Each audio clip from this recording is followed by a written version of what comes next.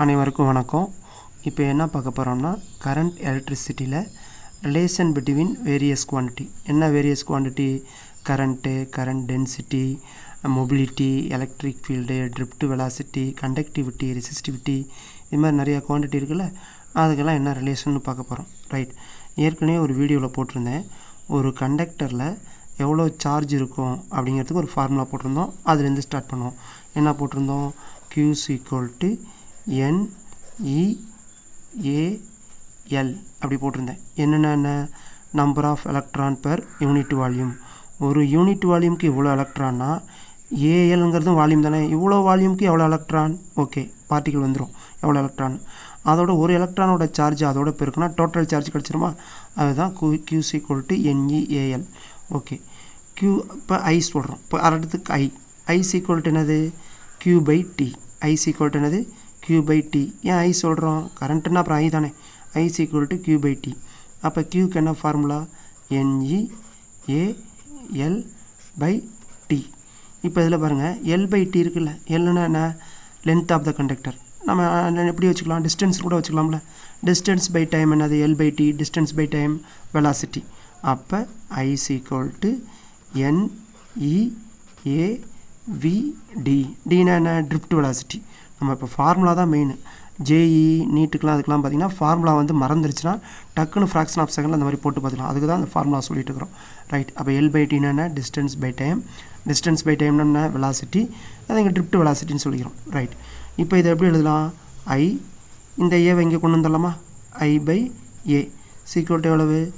NEVD. Okay. I/A எதோட formula? Current density. நான் ஏற்கனவே சொல்லியிருக்கேன். டென்சிட்டிக்கு என்ன ஃபார்முலா? Mass by volume. இங்கே டென்சிட்டி மொட்டையாக டென்சிட்டினா என்ன? மாஸ் டென்சிட்டின்னு அர்த்தம். ஆனால் நம்ம இங்கே என்ன சொல்கிறோம்? Current density. கரண்ட் டென்சிட்டிக்கு என்ன ஃபார்முலா? கரண்ட் பை வால்யூம் தானே வரணும். ஆனால் கரண்ட் பை ஏரியா வந்திருக்கு. ஏன் ஏரியா வந்திருக்கு? எலக்ட்ரான் வந்து இன்னர் செல்லில் உள்ள எலக்ட்ரான்லாம் ஓடாது. அவுட்டர் மோஸ்ட் ஆர்பிட்டில் உள்ள எலக்ட்ரான் தான் வெளியே வந்து ஓடும். ஆனால் அவுட்டர் மோஸ்ட்னா என்ன வரும்? அந்த சர்ஃபேஸ் எலக்ட்ரான் தானே ஓடும். அதனால் ஏரியா. அப்போ I/Aங்கிறது என்னது? Current density. கரண்ட் டென்சிட்டிக்கு என்ன லெட்டரு நம்ம புக்கில் கொடுத்துருக்காங்க? J. I/A = J current density. J என்னது? NEVD. ஓகே, இதை அப்படியே வச்சுக்குவோம். நெக்ஸ்ட்டு பாருங்கள், இதை அப்படியே வச்சுக்கலாம். நெக்ஸ்ட்டு ஓம்ஸில் என்ன சொல்கிறாரு? R V/I. அதை அப்புறம் பேசிக்கலாம். R ρL/A. இது நம்ம ஃபார்முலாலே இருக்குது. R ρL/A. ரைட். இதை எப்படி எழுதலாம்? ஆருக்கு என்ன ஃபார்முலா இப்போ ஓம்ஸில்? V/I. R V/I ρL/A. அப்போ R ρL/Aன்னு உங்களுக்கு தெரியும். ரோங்கிறது ஸ்பெசிஃபிக் ரெசிஸ்டன்ஸ், எல்லுங்கிறது லென்த் ஆஃப் த கண்டக்டர், ஏங்கிறது area of the conductor, R வந்து ரெசிஸ்டன்ட். ரோ வந்து ரெசிஸ்டன்ஸ் கிடையாது, resistivity or specific resistance. Okay. இப்போ ஆருக்கு என்ன ஃபார்முலா? V/I ρL/A. இப்போ என்ன பண்ணுறோம்? V இந்த எல்லை இங்கே கொண்டு வந்துடுறோம், இந்த ஐயை அங்கே கொண்டு போயிடலாம். அப்போ என்ன ஆயிரும்? ρI/A. ஓகே. நான் ஏற்கனவே சொல்லியிருக்கேன், E V/Rன்னு ஒரு இடத்துல சொன்னேன். இது அடிக்கடி வரும்னு சொன்னேன். ஆருக்கு பதிலாக இங்கே என்ன இருக்குது? L. அப்போ V/Lக்கு என்ன ஃபார்முலா போடலாம்? ஈன்னு போடலாமா?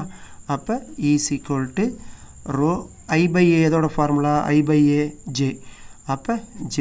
இது எப்படி எழுதலாம்? J E/ρ. ரைட். ரோனா என்ன? ரெசிஸ்டிவிட்டி. ரெசிஸ்டிவிட்டியோட இன்வெர்ஸ் என்னது? கண்டக்டிவிட்டி. அப்போ J இதை கூட எப்படி எழுதிக்கலாமே? E × 1/ρன்னு எழுதிக்கலாம். 1/ρ எதுக்கு ஈக்குவல்? கண்டக்டிவிட்டி. அப்போ E சிக்மா. இதான் என்னது? Modified forms of Ohm's law. Microscopic forms of Ohm's law are modified. Okay, நம்ம புக்கில் சொல்லியிருப்பாங்க microscopic forms of Ohm's law. Ohm's law வந்து மைக்ரோஸ்கோபிக் தான் இது. ஆனால் நம்ம யூஸ் பண்ணுறது என்னது? V IR. மைக்ரோஸ்கோபிக்னா J sigma E. இங்கே பாருங்கள், இங்கே வந்து J NEVD இருக்குது. இது VDங்கிறது சஃபிக்ஸு. இது டீனு தனியாக நினச்சிக்காதீங்க. இது ட்ரிஃப்ட் வெலாசிட்டி. இது ஆக்சுவலாக வெலாசிட்டி தான், ட்ரிஃப்ட் வெலாசிட்டி. இப்போ லெஃப்ட் சைடு ரெண்டு பாருங்கள், ஜேன்னு இருக்கா. அப்போ லெஃப்ட் சைடு ரெண்டு ஈக்குவல்னால் ரைட் சைடும் ஈக்குவல் தானே. அப்போ ரெண்டையும் கம்பேர் பண்ணுவோம். அப்போ என்ன வரும்? NEVD E sigma. அப்போ என்ன வரும்? VD/E. இங்கே வந்துருமா? NE அங்கே போயிருமா? அப்போ சிக்மா/NE. நம்மளுக்கு ஏற்கனவே தெரியும் VD by E இதோட ஃபார்முலா மொபிலிட்டி. அப்போ mobility is equal to sigma by NE. Okay, இது எப்படி எழுதலாம்? கண்டக்டிவிட்டியை conductivity is equal to mu NE. Mobility is equal to VD by Eனா ஒன்றும் பிரச்சனை இல்லை. நம்ம ஒரு கண்டக்டருக்கு இருக்குன்னு வச்சுங்களேன். கண்டக்டருக்கு என்ன பண்ணுறோம்? பேட்டரியோட பொட்டன்ஷியல் கொடுக்குறோம், பொட்டன்ஷியல் டிஃப்ரென்ஸ் கொடுக்குறோம், அதுதான் V. இந்த கண்டக்டருக்கு என்ன இருக்கும்? லென்த் இருக்கும். அப்போ லென்த்துடைய கண்டக்டருக்கு வோல்டேஜ் கொடுத்தோம்னா அதில் என்ன செட்டப் ஆகும்? எலக்ட்ரிக் ஃபீல்டு செட்டப் ஆகும். அதை தான் சொல்கிறோம். அப்போ எலக்ட்ரிக் ஃபீல்டு செட்டப் ஆனால் என்ன ஆகும்? இங்கே உள்ள எலக்ட்ரான்லாம் பர்டிகுலர் வெலாசிட்டியில் போகும். அப்போ இந்த எலக்ட்ரான் வெலாசிட்டியில் போகணுன்னா என்ன வேணும்? எலக்ட்ரிக் ஃபீல்டு வேணும். அப்போ எலக்ட்ரிக் ஃபீல்டு கொடுத்தா அந்த எலக்ட்ரானுக்கு என்ன கிடைக்கும்? Drift velocity. அதுக்கு பேர் தான் என்னது? மொபிலிட்டி. நம்ம ஆட்டோமொபைல்லாம் சொல்கிறோம்ல, பெட்ரோல் போட்டால் அந்த வண்டி ஓடும், வேகமாக போகணும். அது மாதிரி இங்கே கண்டக்டருக்கு எலக்ட்ரிக் ஃபீல்டு கொடுத்தா என்ன கிடைக்கும்? அந்த கண்டக்டரில் உள்ள எலக்ட்ரானுக்கு ட்ரிஃப்ட் வெலாசிட்டி கிடைக்கும். அந்த ப்ராசஸ்க்கு பேர் என்ன? மொபிலிட்டி. அவ்வளோதான். அப்போ சிக்மா ஈக்குவல் டு மியூ NEயா? ஓகே, இப்போ என்ன பண்ணுறோம்? எலக்ட்ரானுக்கு என்ன இருக்குது? இதில் உள்ளது எலக்ட்ரான் தானே. எலக்ட்ரானுக்கு மாஸும் இருக்குது, சார்ஜ் இருக்குது. அப்போ மாசுன்னா என்ன ஃபார்முலா? MA. சார்ஜை வச்சு என்ன ஃபார்முலா? EE. நம்ம ஏற்கனவே சொன்னோம், ஃபோர்ஸுக்கு EQன்னு ஒரு ஃபார்முலா சொன்னோம். Qவுக்கு பதிலாக இங்கே என்ன இருக்குது? E. Qவும் சார்ஜ் தான், Eயும் சார்ஜ் தான். E யாரோட சார்ஜ்? எலக்ட்ரானோட சார்ஜ். ஓகே, அப்போ மாசுன்னு வச்சுக்கிட்டா ஃபோர்ஸுக்கு என்ன ஃபார்முலா? MA. சார்ஜுன்னு வச்சுக்கிட்டா என்ன ஃபார்முலா? EE. அப்போ ஏஸ் ஈக்குவல் டு என்ன வரும்? EE by M. ஆக்சிலரேஷனுக்கு என்ன ஃபார்முலா? வெலாசிட்டி பை டைமா? நம்ம தான் இங்கே ட்ரிஃப்ட் வெலாசிட்டின்னு போட்டுக்கோமே. Drift velocity by time EE by M. ஓகேவா? அப்போ VD E இங்கே கொண்டு வந்துடலாமா? E இங்கே கொண்டு வந்துட்டா T அங்கே போயிருமா? அப்போ ET by M. மறுபடியும் VD by E யாரோட ஃபார்முலா? மியூவோட ஃபார்முலா, அதாவது mobility. ET by M. Okay, இப்போ பாருங்கள், இதுவும் மொபிலிட்டி தான், இதுவும் மொபிலிட்டி தான்.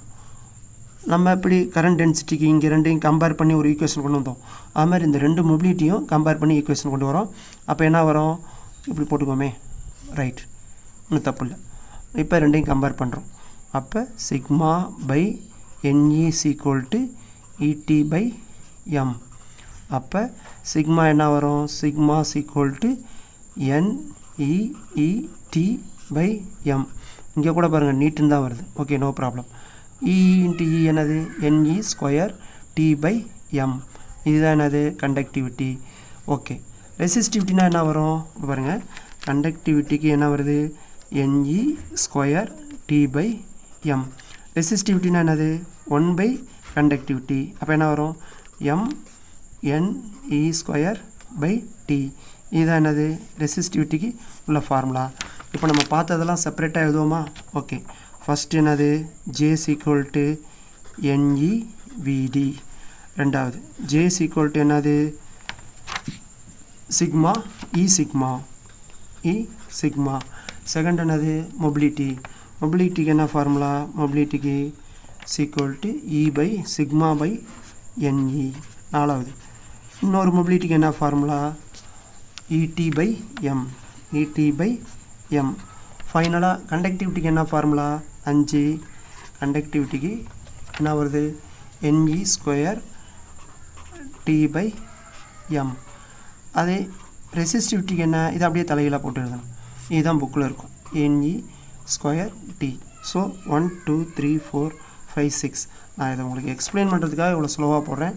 இதை மட்டும் நீங்கள் நல்லா ப்ராக்டிஸ் பண்ணிட்டீங்கன்னா உங்களுக்கு எலக்ட்ரானிக்ஸ், அதாவது அந்த செமிகண்டக்டர், அதுக்கு இந்த ஃபார்முலாலாம் வரும். Okay, thank you.